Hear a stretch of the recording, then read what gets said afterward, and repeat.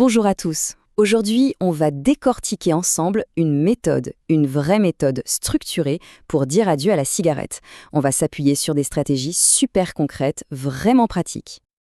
Alors voilà notre plan de match pour aujourd'hui. On va commencer par comprendre l'ennemi, la dépendance. Ensuite, on verra comment battre les fringales. Après ça, on parlera des alliés naturels qui peuvent nous aider. Puis, on s'attaquera à la construction de nouvelles habitudes. Et pour finir, le plus important peut-être, l'état d'esprit, la constance plutôt que la perfection. C'est parti ?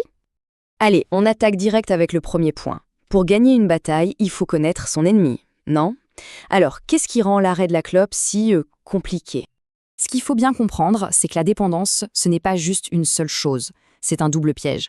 D'un côté, on a la dépendance physique, le corps qui réclame sa dose de nicotine, et de l'autre, la dépendance psychologique. Le geste, le café-clope, la cigarette après le repas, tout ce rituel. En fait, tout est fait pour que le manque se fasse sentir presque instantanément. C'est une mécanique redoutable, et c'est ça qui rend les choses si dures au début. Bon, maintenant qu'on a posé le problème, parlons solution. Et une des armes les plus efficaces, et peut-être une des plus surprenantes, se trouve dans notre assiette. Eh oui, la nutrition. Ce qu'on mange et ce qu'on boit, ça peut littéralement changer la donne. Alors regardez, c'est assez simple et super visuel. À gauche, on a ce qu'il vaut mieux éviter. L'alcool, le café. Pourquoi ? Parce que ce sont souvent des déclencheurs, des choses qu'on associe directement à la cigarette. Et à droite, ce sont nos alliés. De l'eau, des soupes, des amandes, des choses qui non seulement vont calmer cette sensation de faim, de fringale, mais qui vont aussi nourrir le corps de manière saine. C'est une vraie stratégie de remplacement. Et en parlant d'alliés, il n'y a pas que la nourriture solide. Les boissons et même certaines plantes peuvent nous donner un sacré coup de main pendant cette période de sevrage.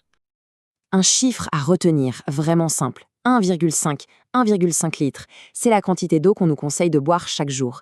C'est pas juste pour s'hydrater, Ça aide le corps à se nettoyer, à éliminer toutes les toxines de la cigarette, et ça a un effet quasi immédiat pour calmer l'envie de fumer. C'est simple, mais c'est hyper efficace. Et là, on a carrément un petit plan d'action pour la journée. C'est un peu comme un rituel pour prendre soin de soi. Le matin, hop, un jus de pamplemousse pour commencer à nettoyer les poumons. Dans la journée, un verre d'eau régulièrement à chaque heure pour vraiment couper court aux envies. Et le soir, une petite infusion de valériane, ça c'est génial pour calmer la nervosité et mieux dormir. C'est une routine simple qui accompagne tout le processus. Et la liste ne s'arrête pas là. Il y a toute une panoplie d'autres aides naturelles. On a par exemple le jus de tomate et céleri qui aide à la détox, l'aubépine, une plante connue pour apaiser le système nerveux, l'eucalyptus en infusion qui est top pour la respiration, ou encore les épinards bourrés d'antioxydants. C'est une sorte de boîte à outils naturelle dans laquelle on peut piocher selon ses besoins. Ok, on a vu la nutrition, les boissons, tout ça c'est super. Mais le vrai secret pour que ça tienne sur le long terme, c'est de transformer ces bonnes actions en nouvelles habitudes. C'est là que tout se joue. Remplacer l'ancien par du nouveau. Et concrètement, ça donne quoi ? Eh bien, voilà quelques pistes super pratiques. L'envie monte. Allez, on sort marcher 5 minutes, on prend quelques grandes respirations. Au lieu de prendre une cigarette, on prend un grand verre d'eau. On se répète chaque matin pourquoi on a décidé d'arrêter. On note ses victoires, même les plus petites.